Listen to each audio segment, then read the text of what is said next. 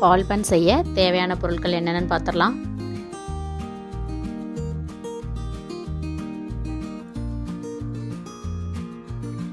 மைதா மாவு 1/4 கிலோ, சர்க்கரை 1/4 கிலோ, தயிர் 1/4 கப், சோடா உப்பு 1/4 டீஸ்பூன், உப்பு 1 சிட்டிகை, 5 ஏலக்காய், நெய் வந்து 2 டீஸ்பூன்.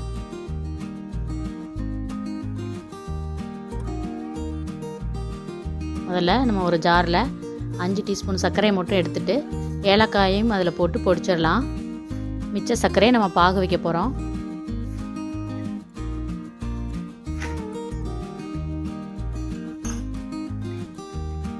நல்லா நைஸாக அரைச்சி எடுத்துகிட்டு வந்துடலாம்.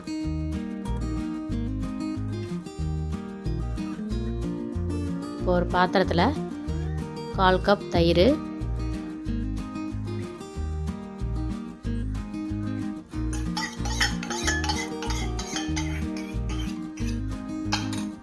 கால் டீஸ்பூன் சோடா உப்பு, பேக்கிங் சோடா நம்ம வீட்டில் யூஸ் பண்ணுறோம் இல்லையா சமையலுக்கு, அந்த சோடா உப்பை 1/4 டீஸ்பூன் ஆட் பண்ணோடனே நல்லா மிக்ஸ் பண்ணோன்னா அப்படியே நுரைக்கும். நமக்கே தெரியும், நல்லா மிக்ஸ் பண்ணிகிட்டே இருக்கணும். பார்த்திங்கன்னா அப்படியே நுரைக்கிறது தெரியும்.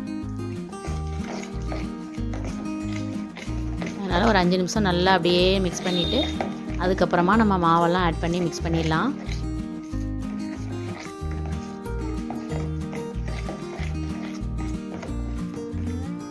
இப்போ மிக்ஸ் பண்ணிட்டேன்.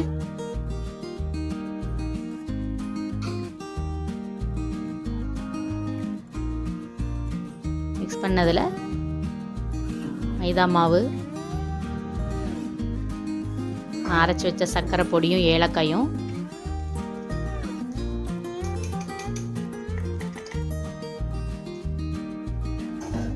ரெண்டு டீஸ்பூன் நெய்,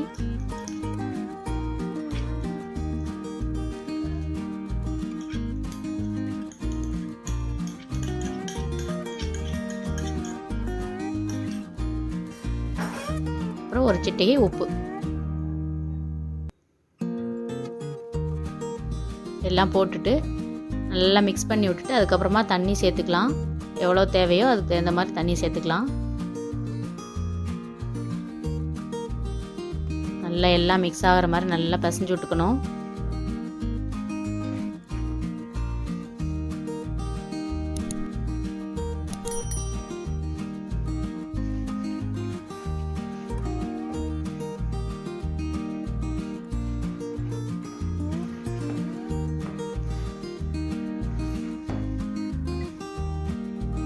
கொஞ்சம் கொஞ்சமாக தெளிச்சுக்கலாம் தண்ணியை. அதாவது மாவு கெட்டியாகவும் இருக்கக்கூடாது, லூஸாகவும் இருக்கக்கூடாது, மீடியமான ஸ்டேஜில் இருக்கிற மாதிரி பிசையணும்.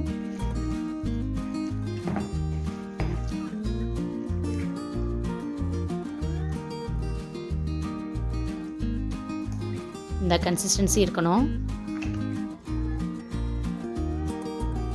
அதுக்கப்புறம் மாவை மூடி வச்சு ஒரு 3/4 மணி நேரம் ஊற வைக்கணும். அதுக்கப்புறம் எண்ணெயில் போட்டு எடுக்கலாம். ஊறட்டும்.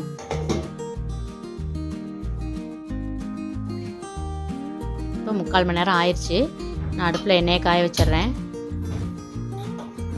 ஊறிடுச்சு. நான் எண்ணெய் காஞ்சோடனே போட்டு எடுத்துடலாம். எண்ணெய் வந்து சூடானோடனே அடுப்பை வந்து சிம் பண்ணிடணும். கையில் வந்து எண்ணெயை வந்து தடவிட்டு கொஞ்சம் கொஞ்சமாக எடுத்து நம்ம உள்ளே போடணும். மாவை பாருங்கள் எந்த கன்சிஸ்டன்சியில் இருக்குன்னு.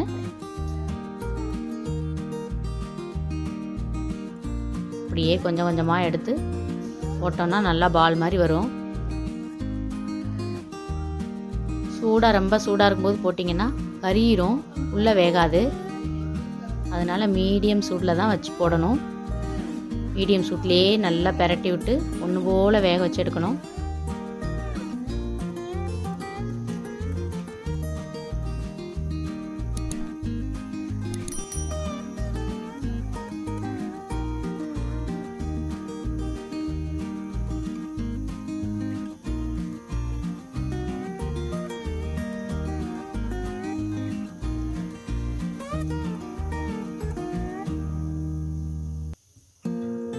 பாருங்கள், இப்படியே நம்ம எண்ணெயில் பரட்டிகிட்டே இருக்கணும். கொஞ்சம் நேரம் ஆகும், ஆனால் வெந்துடும் ஒன்று போல்.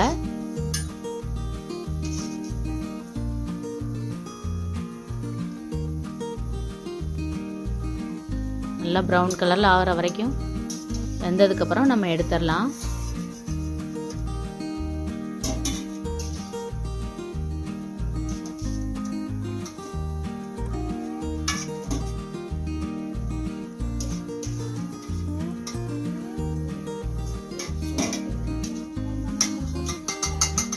இதே மாதிரி எல்லாத்தையும் போட்டு எடுத்துடலாம். இப்போ நம்ம அடுப்பில் பாகு வைக்க போகிறோம். நான் ஒரு பேன் வச்சுருக்கேன்.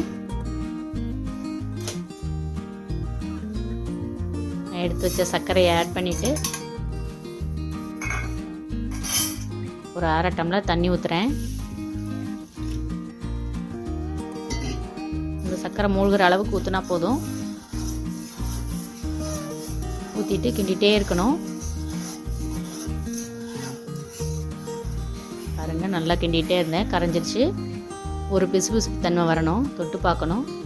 அந்த ஸ்டேஜில் நம்ம அடுப்பை ஆஃப் பண்ணிடலாம்.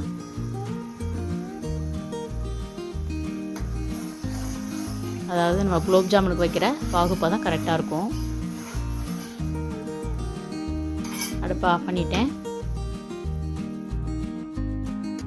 இப்போ பாருங்கள், நான் செஞ்சு வச்ச பால் பண்ணை அந்த பாகில் போட்டு அப்படியே நல்லா எல்லா பக்கமும் ஒன்று போல் ஸ்ப்ரெட் பண்ணி விட்டுட்டு எடுத்து வச்சிடலாம்.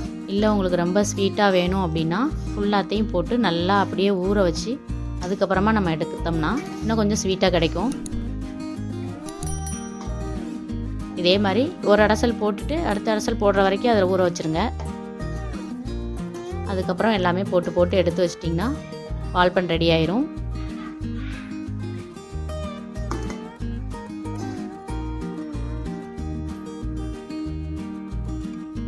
சுவையான பால் பன் ரெடி.